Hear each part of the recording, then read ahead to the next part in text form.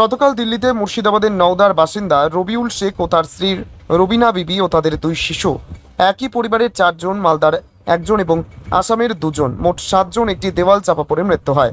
এই খবর পেয়ে তৎক্ষণাৎ সফদরজং এলাকা হাসপাতাল এবং এইমস ট্রমা কেয়ার সেন্টারে গিয়ে তাদের পরিবারের লোকজন এবং অ্যাডমিনিস্ট্রেশনের সঙ্গে দেখা করে যাবতীয় ব্যবস্থাপনা করেন জঙ্গিপুর লোকসভা সাংসদ মাননীয় খলিলুর রহমান মহাশয়, মাননীয় সাংসদ সামিরুল ইসলাম মহাশয় এবং মাননীয় সাংসদ আবু তাহের খান মহাশয়। আজকে মৃতদেহগুলি পোস্টমর্টেমের পর রাজ্য সরকারের ব্যবস্থাপনায় গ্রামের বাড়িতে পৌঁছে দেওয়ার ব্যবস্থা করলেন। স্বজন হারানো পরিবারের প্রতি আমরা গভীর সমবেদনা জানাই এবং আহতদের দ্রুত সুস্থতা কামনা করি। জঙ্গিপুর থেকে তরিকুল শেখের রিপোর্ট, জঙ্গিপুর টিভি।